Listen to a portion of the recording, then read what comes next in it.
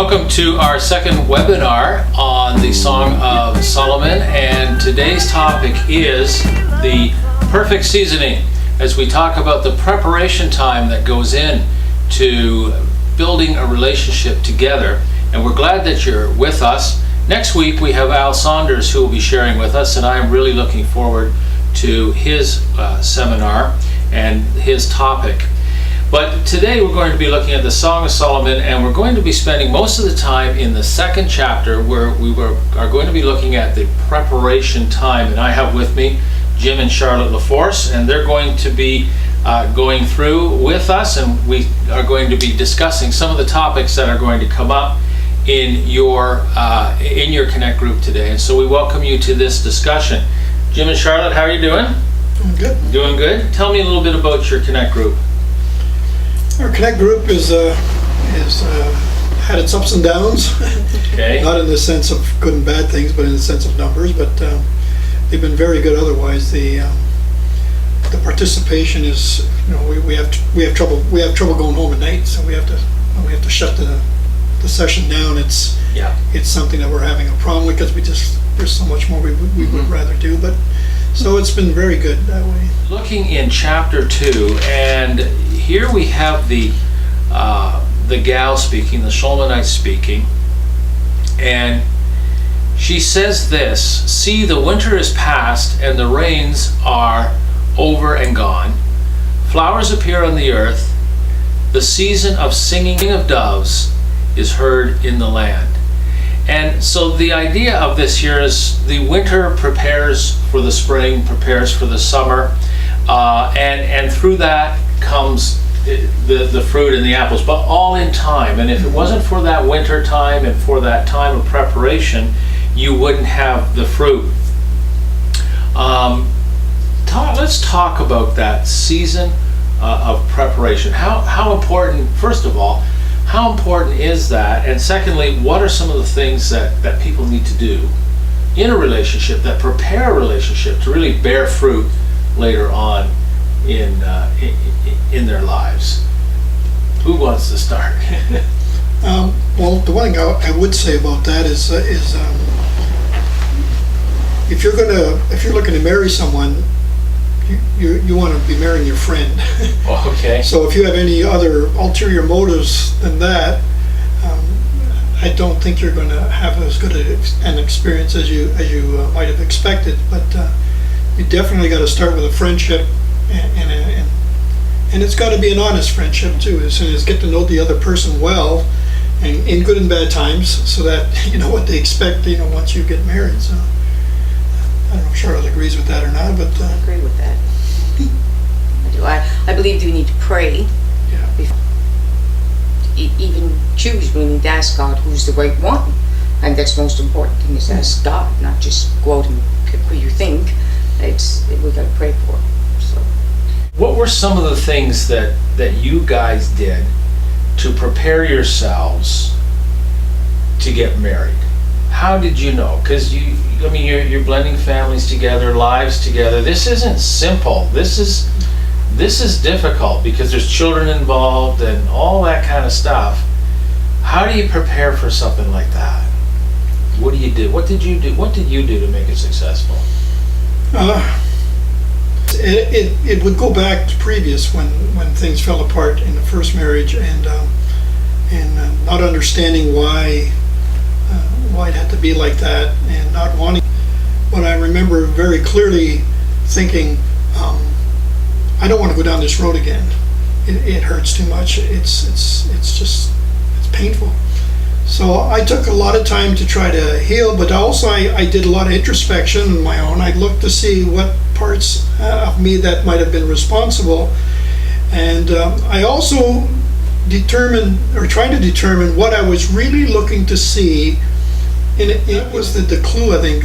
What kind of a person do I want to spend the rest of my life with?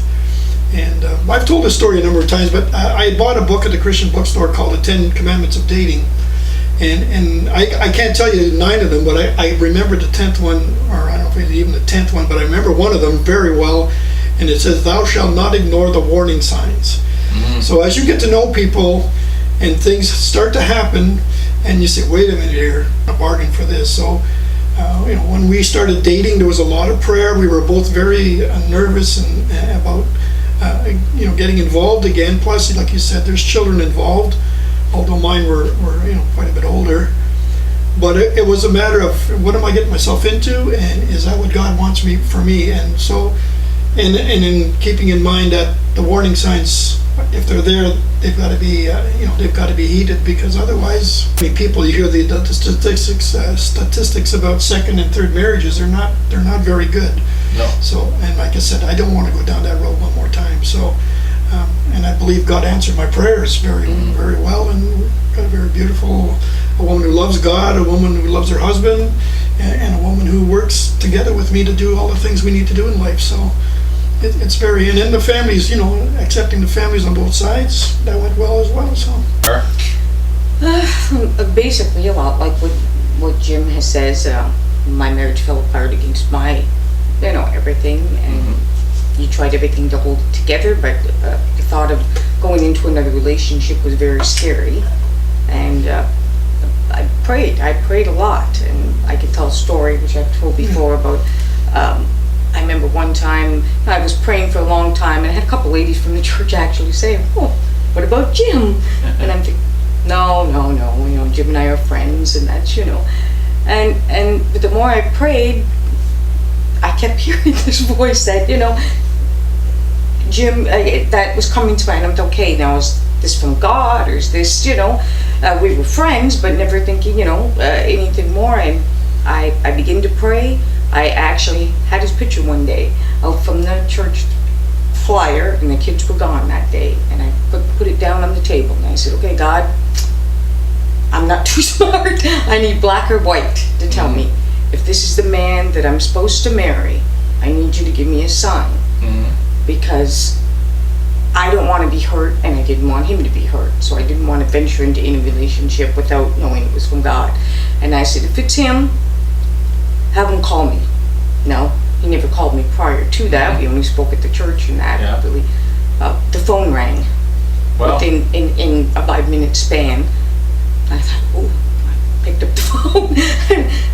It was him on the other end, and he said, are you okay? I just felt God told me he was at work. He could tell his side of the story, but he said he felt that God told him to call me. Well, I started to cry on the other end of the phone, thinking, okay, so maybe this is just coincidence, first. But then when he said God told him to, I knew, but of course I didn't tell him. Well, I was praying to God, if you're going to be the man I'm going to marry. I didn't tell him that. I just said, yeah, I'm okay, and we connected, and that seemed to be the connection point from there. We let God take it over from there. So what I'm hearing from you guys, and what we know of in our church and in society, is most marriages today are a second marriage situation, and those second marriages run up against some pretty tough stuff according to statistics. And one thing is, you can't bring the fear and the hurt into the other marriage. So you have to have that preparation time just for yourself to get over that, because you don't want to repeat that. You don't want to hurt again, and you don't want to hurt somebody else again. There's it's important to look after in that preparation time, to see the warning signs and to really pick up on them, and not pretend they're not there or make excuses for them.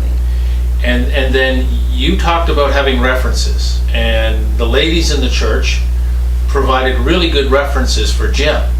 And let me tell you something about the ladies in the church. If they don't like somebody and they don't think that they're good necessarily, then they have no qualms in saying, stay away from that person.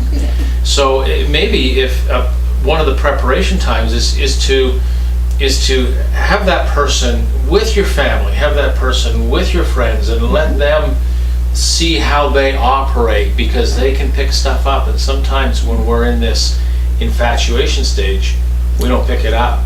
Because this is where Solomon and the Shulamite were.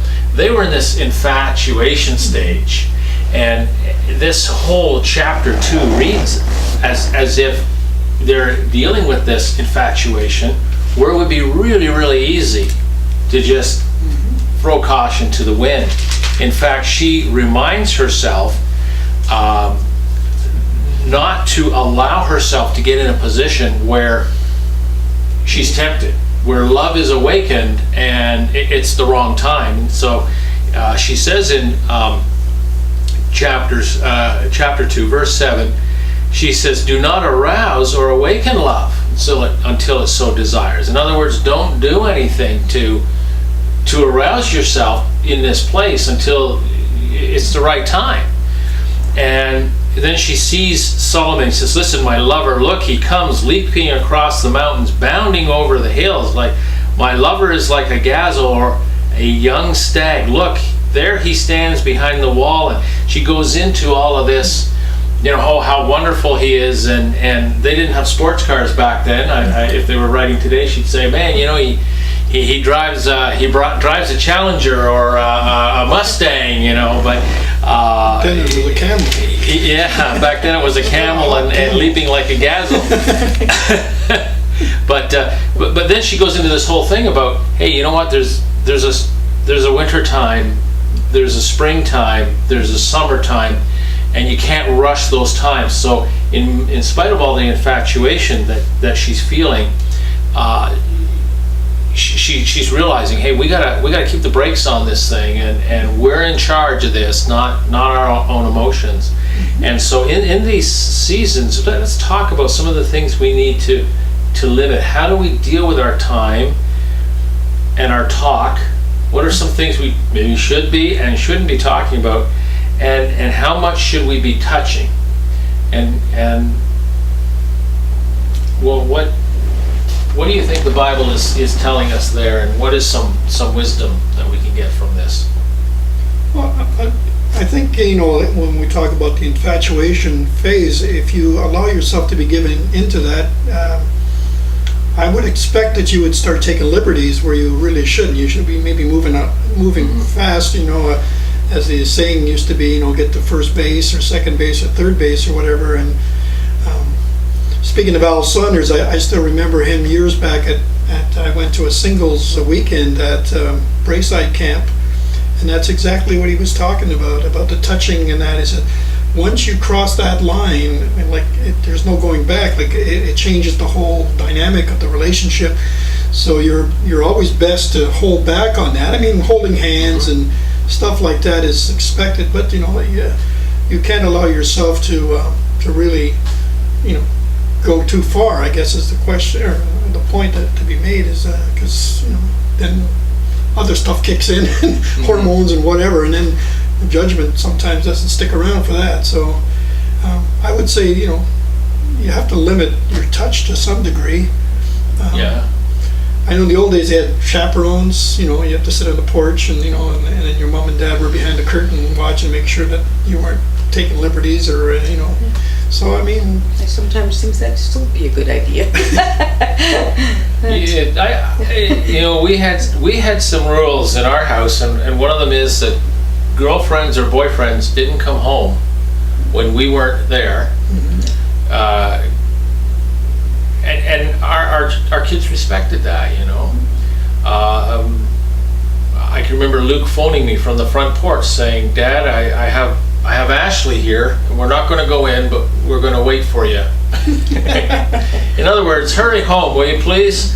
But even time, spending time with other people rather than spending time alone. yes. This is even if you're an adult. This isn't for the young people. This is for adults that are really looking for another partner. They need to spend time with other people. They need to talk and talk a lot, that's for sure. Now, we did talk about touch, but you wonder, is it realistic to expect people not to just fall into bed with each other in this day and age? Because they're even teaching this now in our public schools. They're not teaching morality. They're not saying, don't have intercourse. They're saying, hey, look, you're going to have intercourse, and so, here's how to do it. Because they're just expecting that these kids are going to be sexually active and young. So can we expect Christian adults to not be sexually active. Is that realistic? What do you think? I think it's very difficult, especially when you're looking at a second marriage, because there's past experiences there that that would have you maybe thinking in one direction or another. I think from my way of thinking, as Christians, I guess there's just no, we say Jesus Christ is the same yesterday, today, and forever. Like, he hasn't changed the way he does things, and because the world has got to that place, I don't know if that's I know it's not acceptable. I just don't know if we can say, well, okay, because it's happening today, that can be. I was working with a guy around the same time that I started dating Charlotte, and he was a very strong. Said he was a strong person of faith, and I'm not going to mention what religion he was in, but he actually, I was shocked that daylight's on me, but he said, you should sleep with her, try it out, and I'm thinking, what are you saying? Yeah. Like how could you as one Christian to another, how can you give that kind of advice? Because it does go contrary to the Word of God in that sense. So whether or not it's realistic, it's hard to say, because the morals in our society are so bad, and I guess that's something between them and God. I guess when it comes right down to it, I don't know what else to say about that. It's just very, very. I know what you're asking. It's a very tough question to ask, and to expect, actually. So It is a tough one, and at the same time, we see in a probably one of the most erotic pieces of literature that's ever been written in history. We see built into it this time of, let's limit this stuff. Let's make sure this doesn't happen, so that when it does happen, it's really good, and it's the greatest experience that we could have, two people could ever share, because we didn't awaken it too soon. Let's move on, because there's a couple of practical questions here in the Bible study, and we're just going to choose a few, and in your own groups you may want to work through some of the different questions, or you may want to make some comments on what you've heard here tonight. Did you have examples of good godly marriages when you were growing up, and how have those early impressions shaped your outlook on marriage? That's a big question. So Charlotte, we're looking at you. I did. All My right. parents had a good marriage. They were, they were good, and I had an aunt and uncle that had a long marriage. I don't think I knew too many people that didn't. Back then, at least the people that we knew. But there was a few. I had an uncle, one aunt and uncle that didn't have. She was one that would throw maybe a ketchup bottle or something at him. So their marriage was I thought was a little far-fetched, but that's the only one. Yeah, they were. But nobody else. Touch. Yeah. But the rest of the marriages that I've always had pretty strong marriage figure. How about you, Jim? Well, I'm kind of the opposite in some ways. My family is from the Ottawa Valley area, from Pembroke and Renfrew and that. So, but my dad moved north when we were. I was born in Sudbury, which is in Northern Ontario, and we moved to Kapuskasing 2 years after that. So I've always been away from my family. So the only people I could look at is maybe neighbors or friends, and there wasn't too much of that around. My mom. Well, there's quite a story. Like my mom and dad were alcoholics. My dad was a union organizer, full-time, was always on the road. He had some really high-profile strikes that he was involved with. He was in Toronto all the time. And in the course of that, he had an affair, and he wound up in Bellevue at the DTs, if you know what that is, where he was just totally lost his mind, basically, So, and then so I was my mom's confidant of sort. Like, you can imagine an 8, 9-year-old kid sitting there at 12 o'clock at night while your mom's telling you, the story of her life, and half in the bag, So I had a lot of stuff that was, my mom and dad weren't always getting along. My dad wasn't the easiest man to live with, even after he sobered up. So there wasn't that much there as an example. But on the other hand, that's a good foil for when I was growing up. I said, I don't want to be like that. I don't want my family to be like that, and I'm going to do everything I can. So I was always there for my kids. I was always there for my wife. I actually, to the point of not having friends or very little outside interest from the home, because I wanted to be dedicated to my family. And still today, I think Charlotte will attest to that. I don't go out much. I'm always home. I'm always with her. I'm always with my kids when they come, or her kids, and that's the kind of marriage I was looking to have, and I did, I guess. Even though in one case it still didn't work out, but so I use it to the opposite, the opposite benefit, rather than get bitter and live with the same kind of life that my dad did. So I'm of a similar experience, and you do say I don't want that for my life. And the disconnect is learning how to make it better. And so that's a lot of trial and error, where if you come out of a good home, you already have the expectations of a good home. So maybe the weakness there is that you don't see bad things coming because you don't expect that they're out there. Where you have more trust because you've never been given you've never been given the opportunity to watch what can really be bad happening. So that's good. So you prepare and you work together.